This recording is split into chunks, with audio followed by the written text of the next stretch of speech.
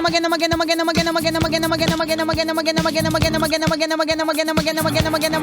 tanghali. Kumikinang na ulo, Diego Bandido.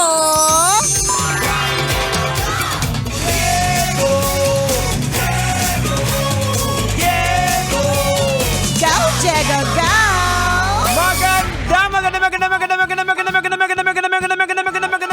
Magandang tanghali! Kumikinang ina!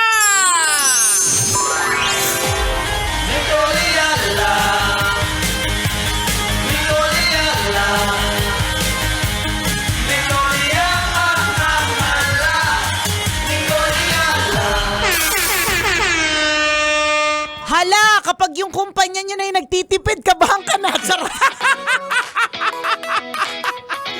Kanina sabi ko kay Charm, nag-fluctuate ba yung ilaw?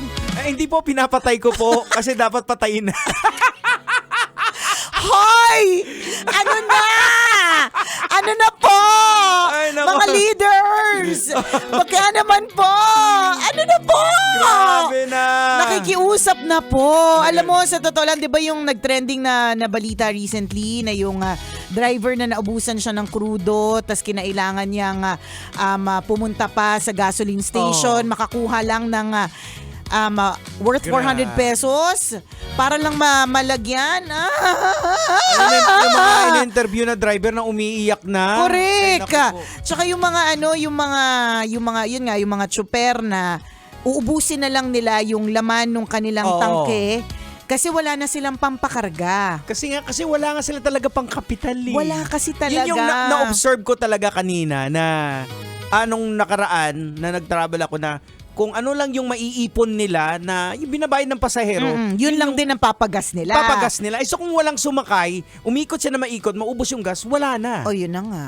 Grabe. Tapos may mga iba pang mga biyahe. Kasi yun nga alam mo yun, lahat po gumagawa ng paraan para magtipid. So may mga ibang mga bus companies na dati kahit na bumiyahe sila ng hindi puno yung bus, gagawin nila. Ngayon, kailangan at least kalahati. Pag hindi na kalahati yung number of passengers sa loob ng bus, hindi na sila babiyahe.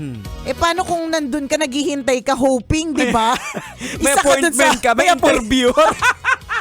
May interview ka. Ay, sorry po! Hindi po umabot ng 50%. Alam mo, sa totoo lang, tinatawa-tawa na lang natin para hindi talaga tayo mabaliw. Totoo. Kasi nakakaaning. Kanina, nag-commute ako ng jeep kaninang umaga kasi may pinuntahan ako. Tapos, alam mo yung may isang pasahero na akala ko, parang estudyante.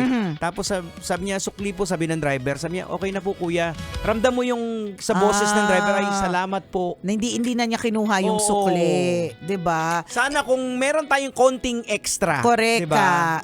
Gawin. Malaking bagay yun sa mga driver. Kasi 'di ba parang hindi siya mandate na lahat magtaas na din. Hindi eh. Hindi. At pag nagtaas na din, Kung kunyari, tumaas naman sila, hindi na mahabol kasi tumaas na naman eh. Oo, sobra na yung pagtaas. Or pag nagtaas naman, hindi na rin makakasakay yung mga middle class. Oo. Kasi hindi na rin aabot. Tama. Kulang na rin din. So, Anong gagawin namin ni Coliala? Ito yung sasabihin ko sana.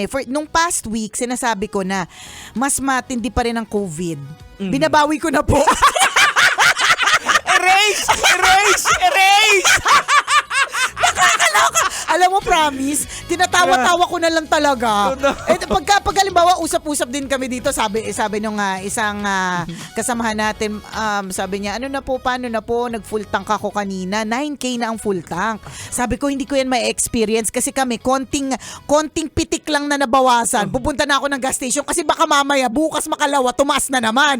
So, hindi ko pa talaga na-experience na i-empty out. Since this crisis happened, na i-empty out yung mismong tanke. Kasi every week nga tumataas. Kaya, talagang nakakalurke. Yun lang ang masasabi ko. Nung una, akala ko mas matindi po yung COVID. Totoo. Ngayon, naisip ko, it's a tie. It's a tie. Mahirap. Oo. Totoo pa rin naman. Mhm. Para sa akin, mahirap pa rin naman yung health crisis. Kasi Correct. kalusugan yan eh. Oo. 'Di ba? Lahat naman po tayo pwedeng at any point in our lives pwedeng mamaluktot kapag ka maiksi ang kumot. 'Di ba? Oo. Katulad nga nito, pinapatay ang ilaw kapag hindi kailangan. Wag nang mag-iwan ng mga nakasaksak, ng mga nakaplug, 'di ba? Hindi naman kailangan. 'Di ba? Yung mga ganun, gawa tayo ng mga paraan para magtipid. Magagawa kasi natin 'yan kung tayo po ay functioning Oo. at healthy. So talagang mas matindi pa rin yung COVID crisis kasi health yun eh. Wala ka na magagawa kapag ka yung kalusugan mo na talaga at stake. Ito, natututo na yung mga tao kahit papaano magtipid. Nag-i-adjust yung mga kumpanya ng 4-day work Oo. week o di naman kaya may mga work from home talaga o di naman nagkakaroon ng mga Ayan, adjustment. tama. Alam mo yung aking kumikinang ulo analysis, parang kung hindi to na maagapan ng mga leader natin, this will fall to health crisis. Ayan na. Bakit? Doon na tayo papunta. Diba? Bakit? Kasi unang-una, yung mga pang-maintenance, kung wala ng trabaho, kulang na yung pera, Wala ano nang pang ibibili? pambili. Oo. Babagsak siya sa health crisis. Health crisis. Oo. So aabot pa po tayo dito Sana. mga sir at ma'am. Oo. Ano ba dapat gawin nila?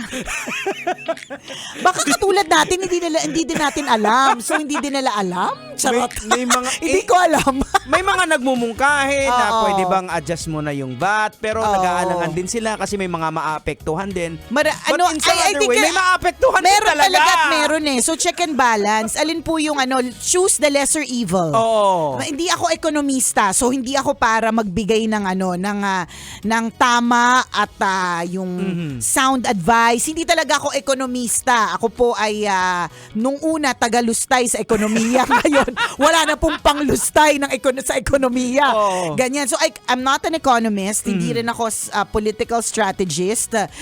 Maarting nilalang lang po ako.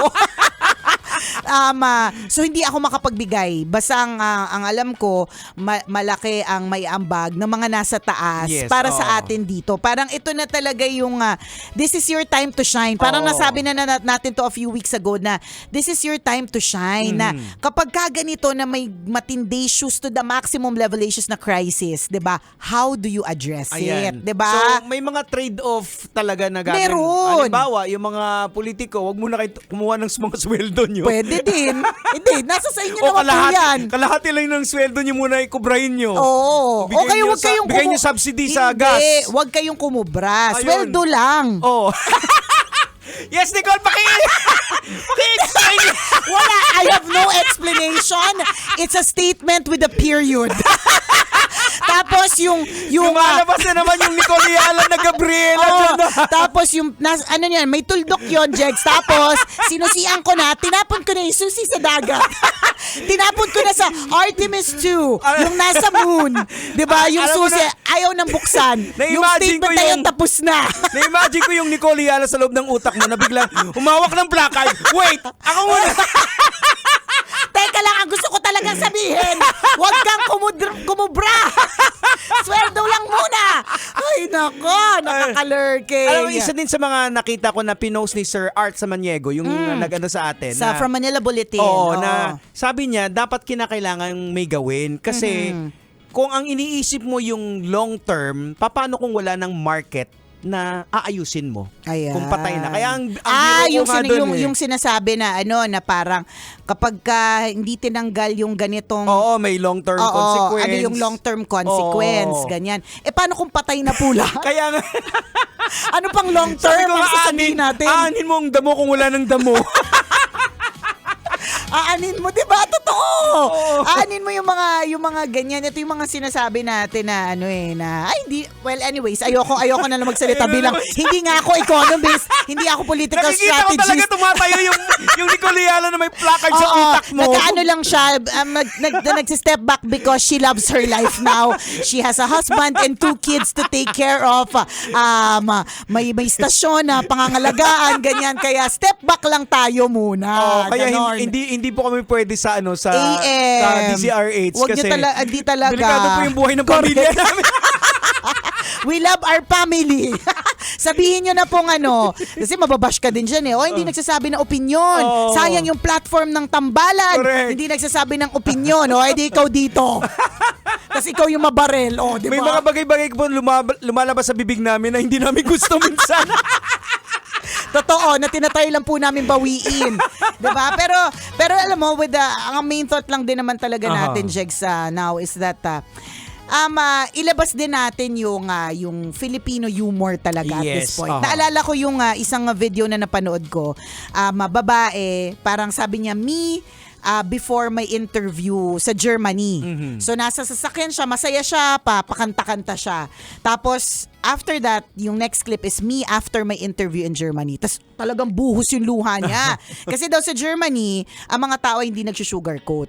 Pag sinabi niyang pangit ka talaga. Ganyan. Talagang real talk talaga. Ganyan. Dito kasi sa Pilipinas, ano tayo careful tayo sa feelings, baka sabi, masaktan. sige sir, tatawagan na lang namin, 'di ba? We'll see what we can do, 'di ba? Tingnan po namin, 'di ba?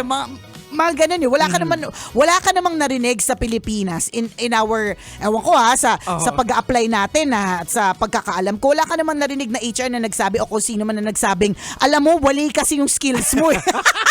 Hindi ka pwede sa kumpanya namin. Diba? Kulang ka sa ganda, paano ka naging beauty queen? Walang magsasabi ng gano'n. Nasasabihin sa'yo is mga sugar coat. So apparently parang dun sa video na yon ang sinasabi sa Germany, gano'n.